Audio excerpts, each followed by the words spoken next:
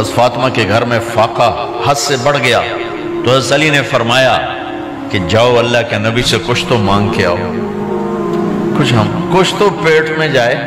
زندگی میں کبھی ایسا موقع نہیں آیا، یہ ایک دفعہ اتنا فاقہ آیا کہ حضرت علی جیسی ہستی نے بھی کہا جاؤ۔ تو آپ تشریف لائیں اور دروازے پہ دستک دی تو اتنا پیار تھا۔ جب حضرت فاطمہ گھر میں داخل ہوتی، اللہ نے ہمیں اولاد کے ساتھ کیا سلوک کرنا ہے، اللہ نے ہمیں اپنے نبی سے یہ بھی سکھایا۔ حضرت فاطمہ جب بھی گھر میں آتی، اور ساتھ ہی تو گھر تھا، دیوار سے دیوار ملی تھی، روز کا آنا جانا تھا، تو میرے نبی بیٹھے نہیں رہتے تھے، آؤ فاطمہ کیا حال ہے، کھڑے ہو جاتے اور تیزی سے آگے بڑھتے، دروازے پر ہی حضرت فاطمہ کا ہاتھ پکڑ لیتے، ہاتھ کا بوسہ لیتے، بوسہ لے کر ہاتھ پکڑے پکڑے بیٹی کو چارپائی پہ پہلے بٹھاتے، اس کے بعد خود بیٹھتے تھے۔ اکرموا اولادکم، میرے نبی نے کہا اولاد کو عزت دو، پھر وہ تمہیں عزت دیں گے۔ ہمارے ماحول میں اکثر ماں باپ نے اولاد پہ ڈنڈا ہی اٹھایا ہوتا ہے، پھر ان میں بغاوت پیدا ہو جاتی، پھر کہتے ہیں اولاد نافرمان ہے۔ آپ نے دستک دی تو کہنے لگے یہ تو فاطمہ کی دستک ہے، خیر تو ہے، پہلے تو کبھی اس وقت میں آئی نہیں۔ تو آپ نے ام ایمن سے کہا دروازہ کھولو۔ ام ایمن نے دروازہ کھولا تو آپ نے استقبال کیا، بٹھایا، پوچھا بیٹی کیا ہوا، اس وقت میں کیسے آئیں؟ کہا یا رسول اللہ بہت فقر ہے، بہت بھوک ہے، آپ کے پاس سنا کچھ مال آیا ہے، کچھ ہمیں بھی دے دیا جائے۔ اتنی صابر بیٹی زندگی میں ایک دفعہ بھوک کی شکایت لے کر آئیں، اور آگے باپ نے پھر پیپر لے لیا، پھر امتحان میں ڈال دیا۔ آپ نے کہا بیٹی میرے پاس 5 بکریاں کھڑی ہیں، دے دوں یا 5 دعائیں سکھا دوں؟ یہ بھی کوئی کتنا سخت موقع تھا، کتنا سخت موقع ہے کہ صبر کا پہاڑ بیٹی اتنی مجبور ہو کر آتی ہیں کہ یا رسول اللہ برا حال۔ تو میرے نبی کہتے بیٹی یہ بکریاں بھی لے جا، دعائیں بھی لے جا، دونوں جمع کر دیتے، یا دعائیں بعد میں سکھا دیتے، بکریاں دیتے، ایک تو دے دیتے، پر امت کے غریبوں کو تسلی دینی تھی، چونکہ امت میں اکثر طبقہ غریب ہوگا۔ تو آپ نے کہا بیٹی 5 بکریاں دوں یا 5 دعائیں دوں؟ تو وہ سمجھ گئیں اپنے باپ کے مزاج کو کہ ابا جان امتحان لے رہے ہیں۔ تو کہا ابا جان بکریاں چھوڑ دیں، مجھے دعائیں سکھا دیں، مجھے بکریاں نہیں چاہیے۔ بھوکے کی رات بھی گزر جاتی ہے اور بھوکے کا دن بھی ڈوب جاتا ہے۔ تو آپ کا چہرہ ایسے کھل گیا کہ میری بیٹی پاس ہو گئی۔ کہا بیٹی آپ تم دعا میں یہ کہا کرو یا اول الاولین یا آخر الاخرین یا ذا القوة المتین یا راحم المساکین یا ارحم الراحمین، یہ تیرے لیے 5 بکریوں سے اعلیٰ چیز۔ اب گھر واپس گئیں خالی ہاتھ۔ حضرت علی نے فرمایا تو کچھ بھی نہیں لائی؟ کہا نہیں لائی ہوں، بہت کچھ لائی ہوں۔ کہا کیا؟ کہا میں دنیا لینے گئی تھی، آخرت لے کے آ گئی۔ ذہبت للدنیا وجئت بالآخرہ۔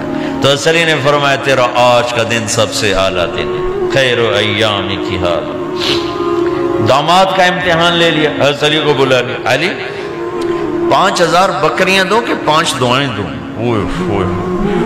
وہاں تو 5 بکریاں، اب 5000 کر دیں۔ علی 5000 بکریاں لیتے ہو یا 5 دعائیں لیتے ہو؟ تو بھی سمجھ گئے کہ آج میرا محبوب مجھ سے امتحان لے رہا ہے کہ علی کتنا کو مضبوط ہے اپنے ایمان میں۔ اور فاقے میں نے بتا دی کیا گزر رہے ہیں، آدمی اپنی بھوک سہ لیتا ہے، اولاد کا رونا برداشت نہیں ہوتا ہے۔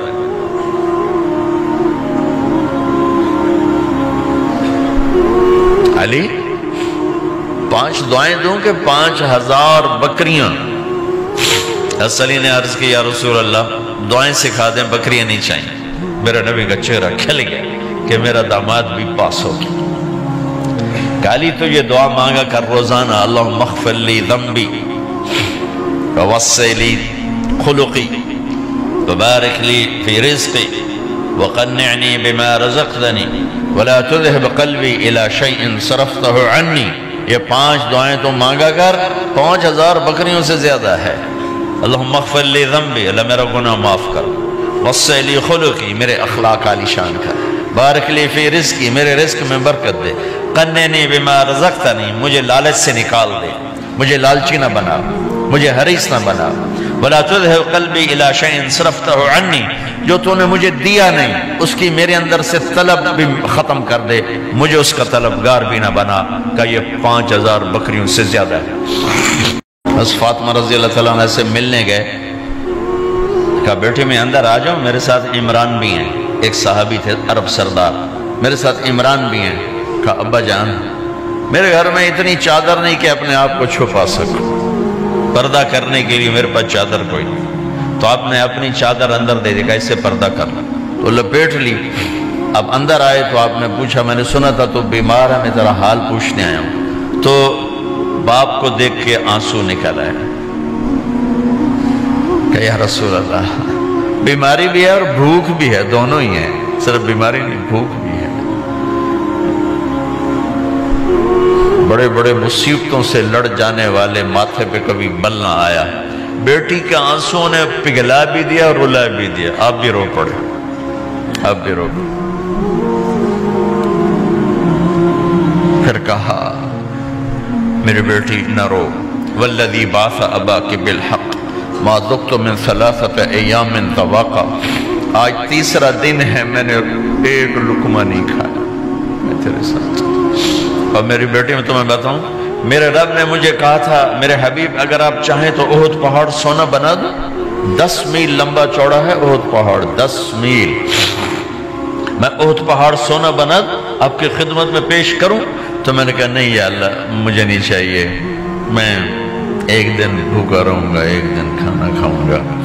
پھر فرمایا بیٹی کیا تجھے یہ عزت کافی نہیں ہے کہ اللہ نے تجھے جنت کی عورتوں کا سردار بنا دیا؟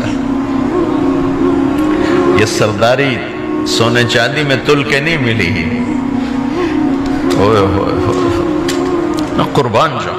بھائیو اب سب ماشاءاللہ نوجوان نظر آ رہے ہو، تھوڑا وقت نکال کے اگر آپ پڑھے ہوئے ہو اپنے نبی کی زندگی پڑھا کرو، اپنے نبی کی زندگی پڑھا کرو، بڑا ایمان بھی بنے گا، حوصلہ بھی ملے۔ آپ حسن حسین کو کہتے تھے میری آنکھوں کی ٹھنڈک، میرے جگر کے ٹکڑے، میرے سینے کی ٹھنڈک، میرے لاڈلے، جنت کے چاند، جنت کے سردار، میرے 2 پھول، یہ سارے الفاظ حسن حسین کے لیے ہیں، اور ان کے بھوک کی وجہ سے رونے کی آواز سنتے تھے اور تڑپتے تھے، لیکن روٹی نہیں مانگی ان کے لیے، روٹی نہیں مانگی کہ اپنی امت کے غریبوں کو تسلی دینی تھی کہ اگر میں فقیر بن کے جا رہا ہوں تو تمہارے اوپر بھی امتحان ہے، چند دن برداشت کرو۔ آپ نے فرمایا سب سے پہلے میں جنت میں داخل ہوں گا، سارے نبیوں پر جنت حرام ہے جب تک میں نہ چلا جاؤں، اور ساری امتوں پر جنت حرام ہے جب تک میری امت نہ چلی جائے، سب سے پہلے میں جنت میں داخل ہوں گا۔